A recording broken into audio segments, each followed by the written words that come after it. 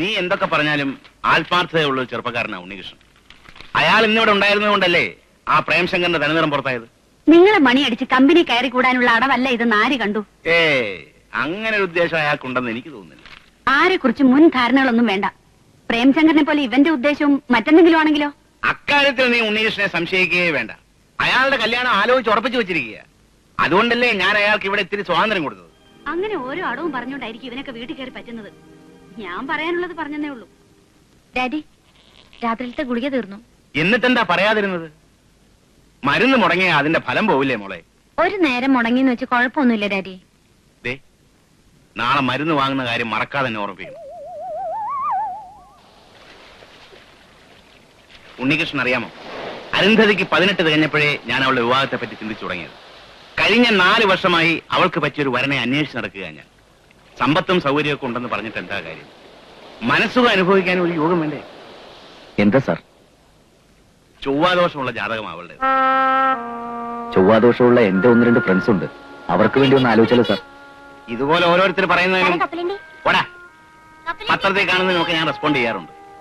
പക്ഷെ ജാതകം കണ്ടു കഴിഞ്ഞാൽ ആരും പ്രൊസീഡ് ചെയ്യാറില്ല. ജാതകം ഒന്ന് മാറ്റി എഴുതിച്ചാലോ?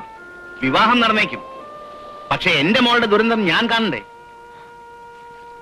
അവളുടെ തലക്കുറി ഞാൻ തരാം. അതുമായിട്ട് ചേരുന്ന വല്ല ജാതകം ഉണ്ടോ നോക്കൂ, നമുക്ക് ആലോചിക്കാം. ഈ മാസം 23-ാം തീയതി അവളുടെ ജന്മദിനമാണ്. ജന്മദിനങ്ങൾ ആഘോഷിച്ച് പ്രായം കഴിഞ്ഞു പോയത് ഓർമ്മിപ്പിച്ച് അവളെ വിഷമിപ്പിക്കേണ്ടത് ഞങ്ങൾ കരുതി. പക്ഷെ എന്തോ ഇത്തരം ആഘോഷങ്ങൾ അവൾക്ക് വലിയ ഇഷ്ടമാണ്. അവളുടെ ഇഷ്ടം മാത്രം കരുതി എല്ലാ വർഷവും ബർത്ത്ഡേ ഞങ്ങൾ ഗംഭീരമായി ആഘോഷിക്കും. കഴിഞ്ഞ തവണ ബർത്ത്ഡേക്ക് ബാലമുരളീകൃഷ്ണയുടെ കച്ചേരി ഉണ്ടായി. ഓഹോ, അത്ര ഗംഭീരമായിട്ടുള്ള ആഘോഷമാണല്ലേ? എന്ന് വിചാരിച്ച് വലിയ ആൾക്കൂട്ടമൊന്നുമില്ല. വളരെ അടുത്ത ബന്ധുക്കളെയും ഫാമിലി ഫ്രണ്ട്സിനെയും മാത്രമേ വിളിക്കാറുള്ളൂ. ഉണ്ണി തീർച്ചയായും വരണം. വരാം. ഇത്തവണ എന്താ പരിപാടി? ഇരണിയൽ ചിന്നപ്പയുടെ കച്ചേരി. അതാരാ കക്ഷി? എനിക്കും അറിയില്ല. തമിഴ്നാട്ടിലെ വലിയ സംഗീതജ്ഞനാണ്. എന്റെ ഓഫീസിൽ ഒരു സ്റ്റാഫിന്റെ ഏർപ്പാട്. ഇനി നമുക്ക് നടത്തം മതിയാക്കി തിരിയാം. ഓ അല്ല, സാർ നടന്നോളൂ, ഞാൻ പിന്നെ വന്നോളാം.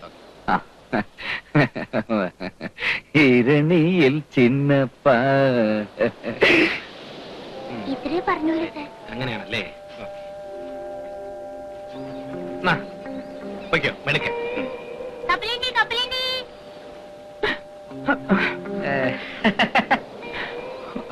സീക്രട്ട് ഫൈറ്റ്സിൽ ഉദ്യോഗം കിട്ടിയില്ലെങ്കിൽ എന്താ, ജീവിക്കാൻ ഒരു വഴിയായല്ലോ. ചൊവ്വാദോഷക്കാരിക്ക് ഒരു ചെറുക്കനെ നോക്കാന്ന് വെച്ചാ അത് കുറെ കാലം കൊണ്ടുനടക്കാവുന്ന ഒരു പണിയാണല്ലോ.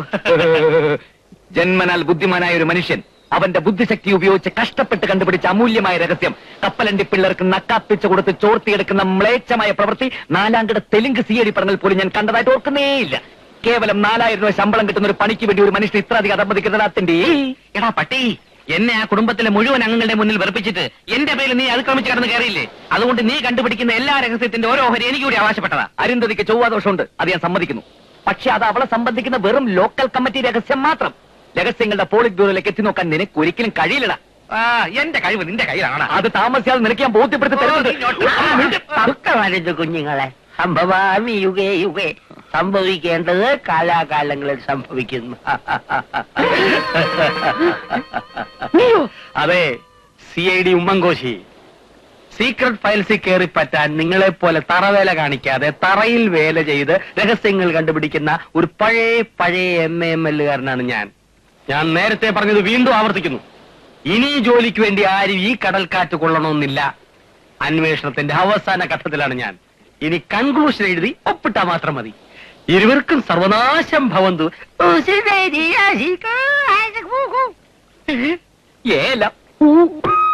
അരുന്ധതി നായർ, 23-ാം തീയതി 22 വയസ്സ് തികയും. ചൊവ്വാദോഷം. എന്തോ ചെറിയ അസുഖമുണ്ട്. അതെന്താണെന്ന് കണ്ടുപിടിക്കേണ്ടിയിരിക്കുന്നു. ബർത്ത്ഡേയുടെ അന്നാകട്ടെ. അരുന്ധതിയുടെ ബർത്ത്ഡേക്ക് എങ്ങനെയും കയറി പറ്റണം. അന്ന് അവിടെ വരുന്ന ബന്ധുക്കളിൽ നിന്ന് വിലപ്പെട്ട രഹസ്യങ്ങൾ കിട്ടാതിരിക്കില്ല. പക്ഷേ CID ഉണ്ണികൃഷ്ണൻ എല്ലാ വഴികളും അടച്ചു കളഞ്ഞിരിക്കുകയാണല്ലോ. ഏതായാലും ഉണ്ണികൃഷ്ണന്റെ നീക്കം ശ്രദ്ധിക്കുക തന്നെ. ബർത്ത്ഡേക്ക് പങ്കെടുത്താൽ അനന്തപത്മനാഭന്റെ ബന്ധുക്കളിൽ നിന്ന് പല രഹസ്യങ്ങളും അറിയാൻ കഴിഞ്ഞേക്കും. പക്ഷേ പ്രേംശങ്കറിന്റെയും ഉമ്മൻകോശിയുടെയും പാരകൾ പ്രതീക്ഷിക്കാം. പ്രേംശങ്കറിനേക്കാൾ ബുദ്ധിമാനാണ് ഉമ്മൻ. അതുകൊണ്ട് വേഷപ്രച്ഛന്നനായി തന്നെ പോണം. ആർക്കും സംശയം തോന്നാത്ത ഒരു പ്രത്യേകതരം വേഷം.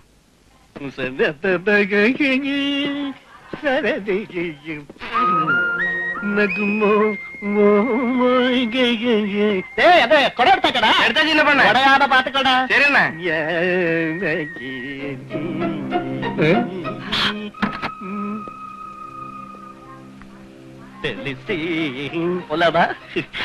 ഇരണിയിൽ ചിന്നപ്പ ആമലാണ്ട ഇരണിയിൽ ചിന്നപ്പ. ആനന്ദപത്മനാഭൻ സാർ പറഞ്ഞിട്ട് വന്നതാ. സന്തോഷം. വണ്ടി കൊണ്ടുവന്നിട്ടുണ്ട്. വണ്ടി അയക്കുമെന്ന് പറഞ്ഞില്ലല്ലോ. അതാണ് അനന്തപത്മനാഭൻ സാറ്. വണ്ടി അയക്കുന്നു പറഞ്ഞാൽ അയക്കില്ല, അയക്കില്ല എന്ന് പറഞ്ഞാൽ അയക്കും. ரொம்ப സന്തോഷം. ഹോട്ടലിൽ മുറി അറേഞ്ച് ചെയ്തിട്ടുണ്ട്. നമുക്ക് കുളിച്ച് ഫ്രഷ് ആയിട്ട് കച്ചേരിക്ക് പോവാം. ரொம்ப ரொம்ப സന്തോഷം. വന്നോളൂ.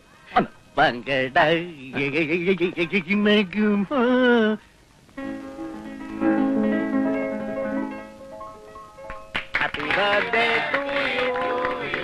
Happy birthday. Happy birthday.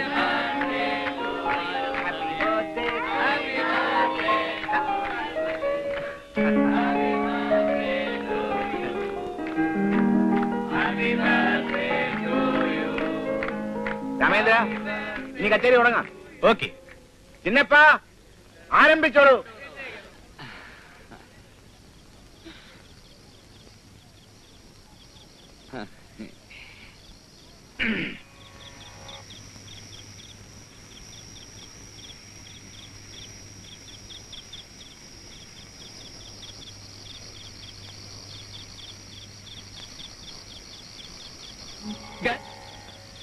എന്താ ഇത്?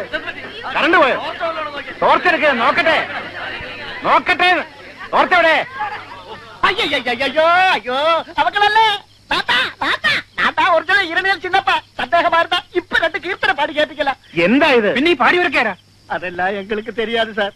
காலையில ஒருத்தன் பஸ் ஸ்டாண்ட்ல வந்து எங்களை கூப்பிட்டுக்கிட்டு லாட்ஜ்ல கொண்டு போய் ரூமை காட்டி படுத்து தூங்க சொல்லியாச்சு சார். நேற்றுக்கு கச்சேரி இருந்ததுனால நாங்க எல்லாம் தூங்கி போயிட்டோம். எழுந்திருச்சு பார்க்கும்போது மணி 7.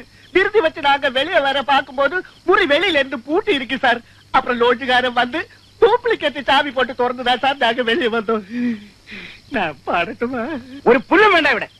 എല്ലാരും പോകുന്നുണ്ടോ? கடவுளே, எந்த ஒரு ப்ரோக்ராம் போயாச்சு. ഒന്ന് മാറിയേ. എന്താ എന്താ ഇവിടെ?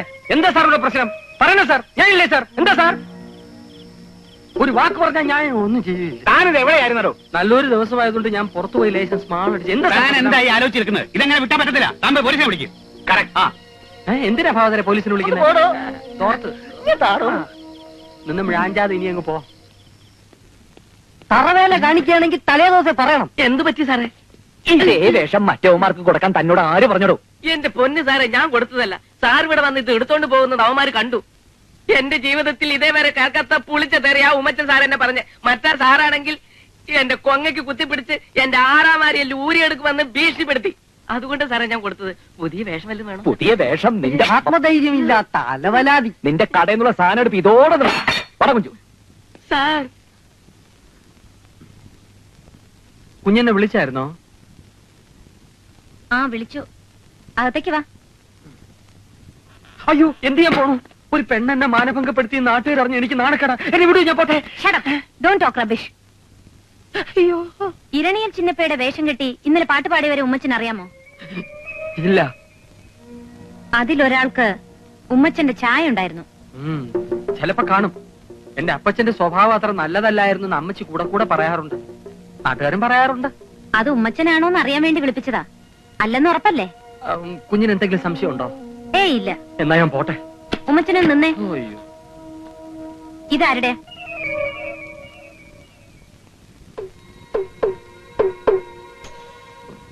ഇതെവിടെ നിന്ന് കിട്ടി? ഉമ്മച്ചന്റെ മുറിന്ന്.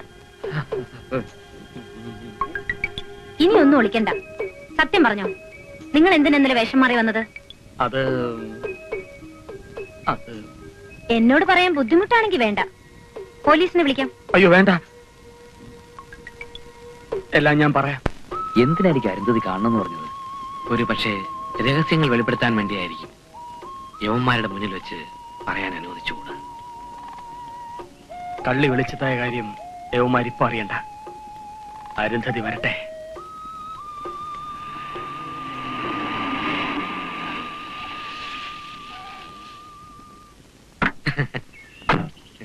CID-മാര് വന്നിട്ട് അധിക നേരം ആയോ?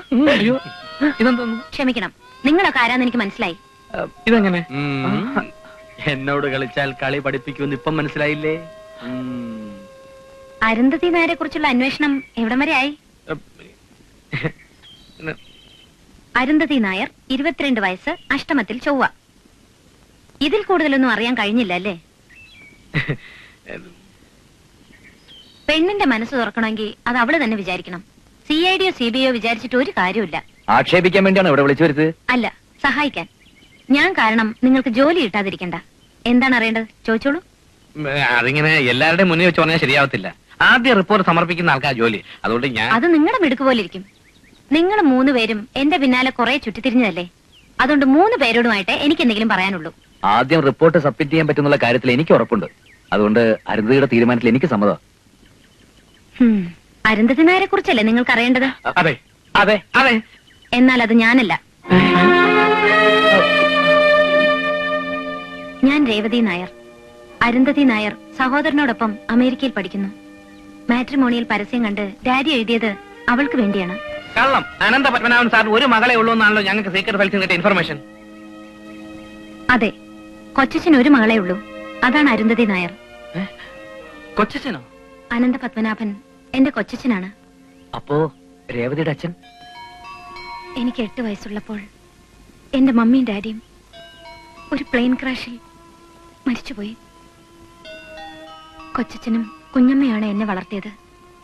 സ്വന്തം മകളെ പോലെ. പേരിന്റെ കാര്യത്തിൽ പോലും ഞങ്ങൾ തമ്മിൽ പിണങ്ങരുതെന്ന് കരുതി കൊച്ചച്ഛന്റെ മകളുടെ പേര് ചൊല്ലിയാണ് എന്നെ വിളിക്കുന്നത്. സത്യം പറഞ്ഞാൽ എന്റെ സ്വന്തം പേരിന് രേഖകളിൽ മാത്രമേ ഉള്ളൂ. രേവതി എക്സ്പോർട്ടേഴ്സ്. എന്റെ ഡാഡി തുടങ്ങി വെച്ച കമ്പനിയാണത്.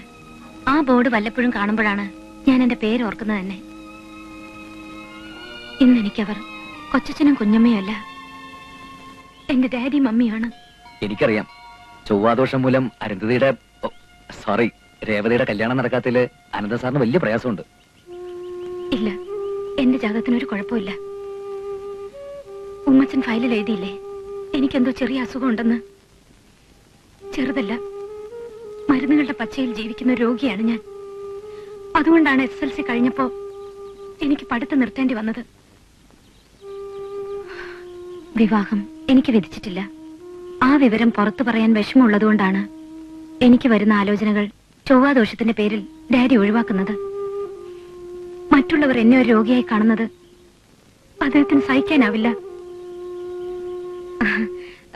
10 മിനിറ്റിനുള്ളിൽ വരാന്നും പറഞ്ഞിറങ്ങിയതാ. മമ്മി ഇപ്പൊ അന്വേഷിക്കുന്നുണ്ടാവും. ഇപ്പൊ തന്നെ നിങ്ങൾ എന്റെ പുറകെ നടന്ന് കുറെ സമയം വേസ്റ്റ് ആക്കി. ഇനിയും അങ്ങനെ സംഭവിക്കാതിരിക്കാൻ വേണ്ടിയാ ഞാൻ ഇത്രയും പറഞ്ഞത്. വരട്ടെ.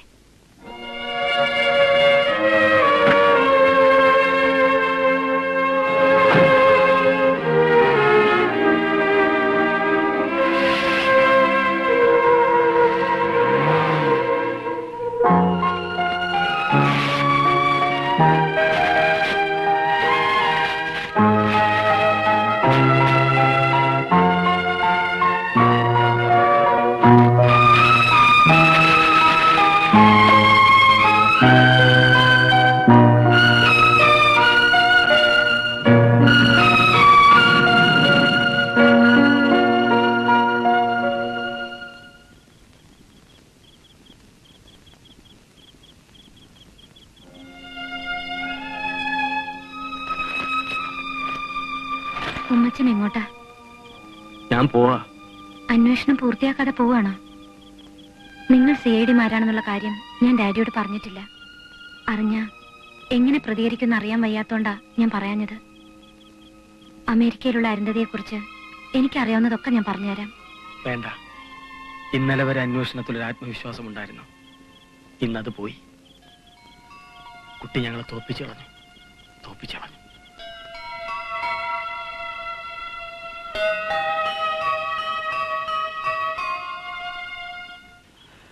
കാണണമെന്ന് പറഞ്ഞ വേറൊന്നിനുമല്ല. ഒരു ജോലിക്ക് വേണ്ടിയുള്ള മത്സരത്തിനിടയിൽ നമ്മൾ പരസ്പരം വെല്ലുവിളിക്കുകയും പാരവയ്ക്കുകയും ഒക്കെ ചെയ്തു. ഒടുവിൽ ലക്ഷ്യത്തിലെത്തിയതുമില്ല. ഓരോ നിമിഷവും മരണത്തിന് കീഴടങ്ങിക്കൊണ്ടിരിക്കുന്ന ആ പെൺകുട്ടിയുടെ മനസ്സിന് മുമ്പിൽ നമ്മുടെ പകയ്ക്കും വിദ്വേഷത്തിനൊന്നും ഒരു സ്ഥാനവുമില്ല. നിങ്ങൾക്ക് ഞാൻ ഇതിനൊരു തടസ്സമാവുന്നില്ല. ഈ കേസ് അന്വേഷണത്തിൽ ഞാൻ പിന്മാറുക. നമ്മൾ CID-മാരാണെന്ന കാര്യം രേവതി നായർ അനന്തപത്മനാഭനെ അറിയിച്ചിട്ടില്ല.